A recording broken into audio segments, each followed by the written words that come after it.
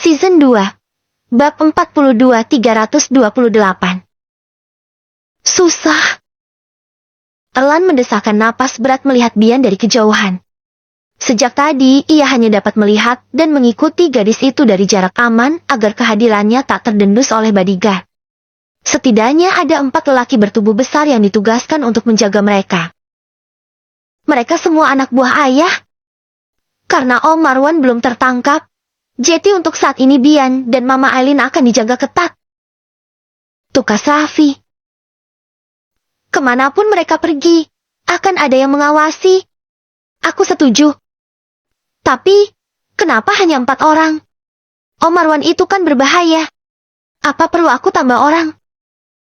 Raffi terkekeh. Aku tahu seperti apa kemampuan 4 orang itu. Mereka dilatih langsung oleh ayah. Sekali pukul, lawan bisa tumbang. Dan yang satu itu. Raffi menunjuk lelaki berwajah paling menyeramkan di antara mereka. Sekali tendang bisa membuat lawan patah tulang. Erlan mengangguk pelan. Jetty, masih mau di sini? Atau kembali ke kantormu? Sebentar lagi. Aku masih mau melihatnya. Rasanya seharian pun memandangi Bian tidak akan pernah cukup bagi Erlan.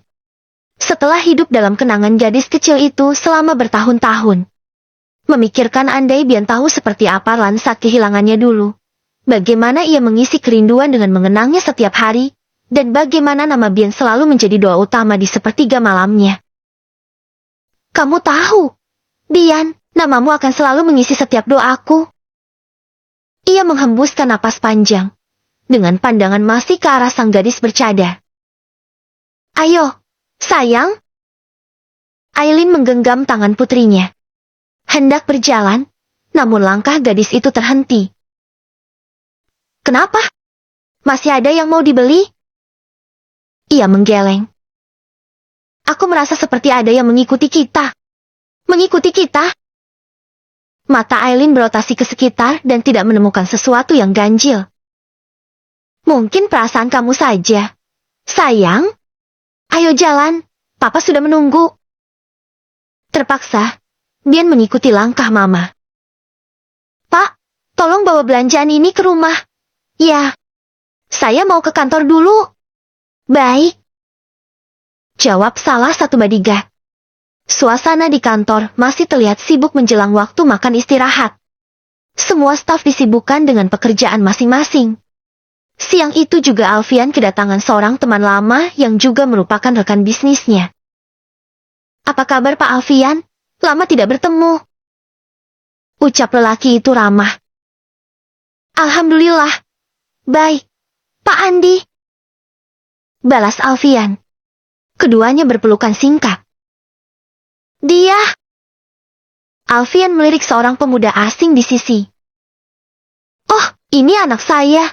Revan? Revan? Alfian berseru kagum. Ia menjabat tangan pemuda tampan dan gagah di hadapannya. Wah, saya benar-benar tidak menyangka dia sudah sebesar ini. Revan baru menyelesaikan kuliahnya di Al-Azhar dan baru kembali ke Indonesia beberapa hari lalu. Anak-anak tumbuh lebih cepat dari yang diperkirakan.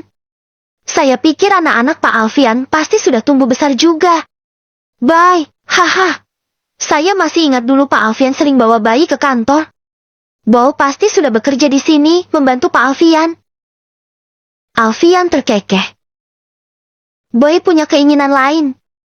Sekarang ini masih kuliah kedokteran dan sedang menjalani program profesinya di sebuah rumah sakit. Oh ya, bagus sekali. Jadi sekarang Revan bantu ayahnya mengurus perusahaan. Rencana begitu. Om, masih belajar. Jawab pemuda itu sopan. Lama-lama juga terbiasa. Alfian mempersilahkan keduanya untuk duduk sambil mengobrol sebentar. Seperti biasa, tamu selalu dijamu dengan baik. Hingga tak lama berselang, kehadiran Mirza, sekretaris Alfian menghentikan pembicaraan mereka sejenak. Permisi, bos. Di depan ada Bu Bos sama Nona Bos. Ucap pemuda blasteran Timur Tengah itu. Suruh masuk saja. Baik.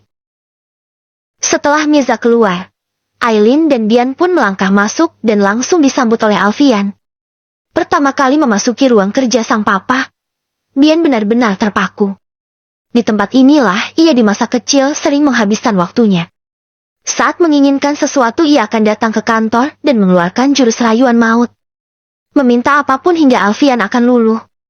Kala itu, Bian juga dekat dengan beberapa staf dan bebas berlarian kemanapun. Assalamualaikum, Papa.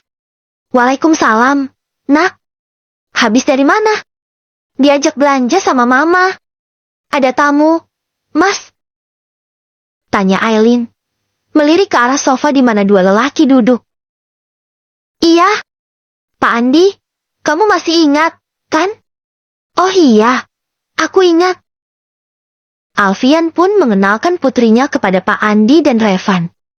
Aileen menyapa dengan sikap ramah seperti biasa. Wah, saya tidak tahu kalau Pak Alfian punya anak gadis lain.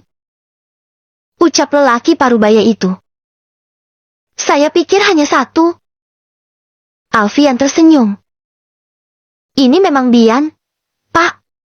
Anak saya yang pernah hilang. Benarkah? Bukankah waktu itu pencariannya? Ia kembali terpukau. Maaf, Pak. Saya hanya terkejut. Tidak apa-apa, Pak Andi.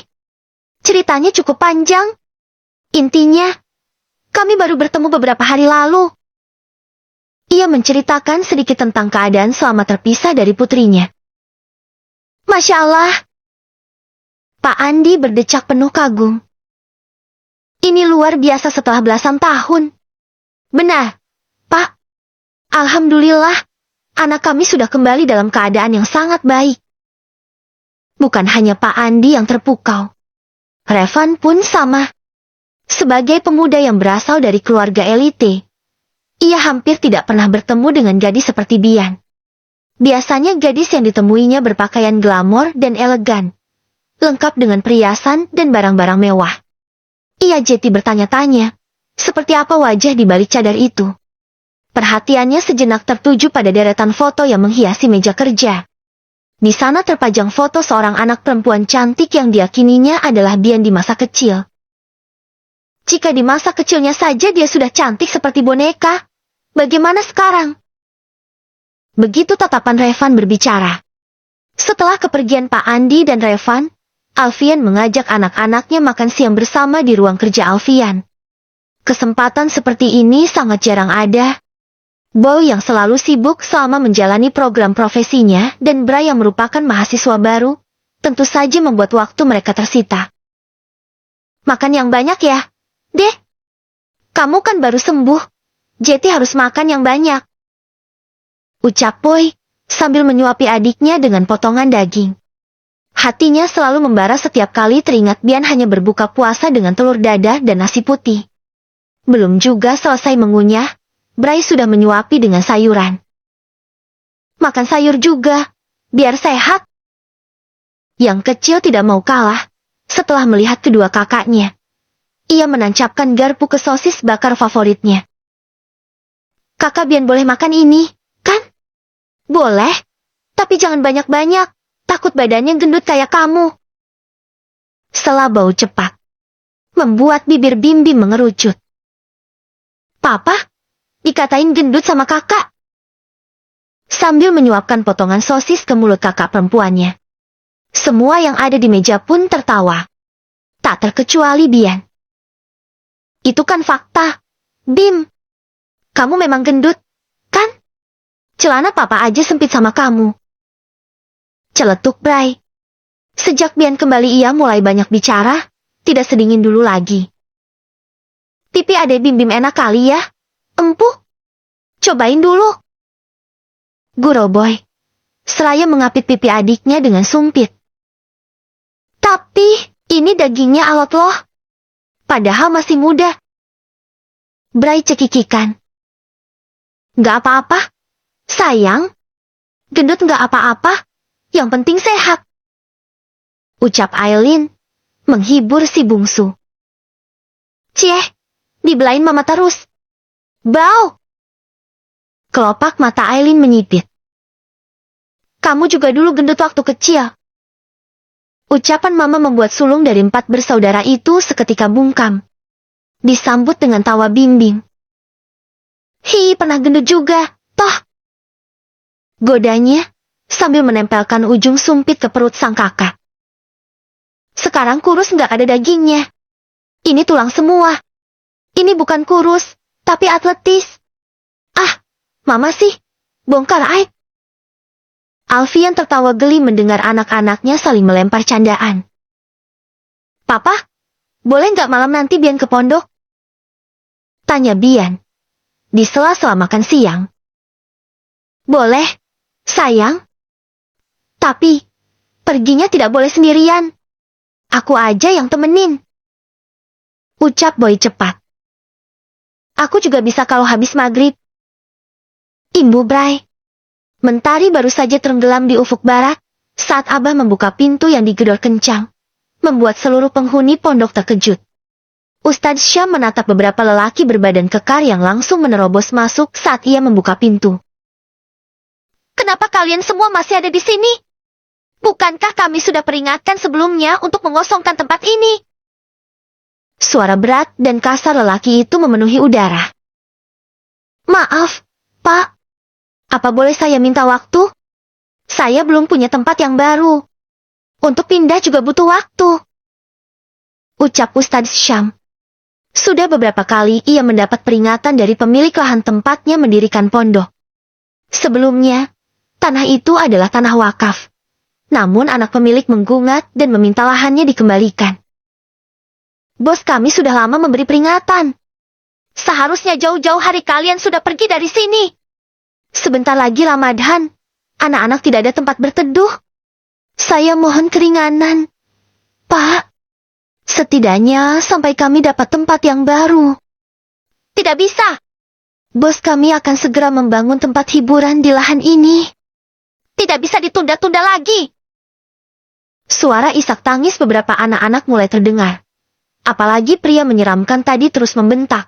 Salah satunya bahkan membanting kursi kayu hingga patah menjadi beberapa bagian.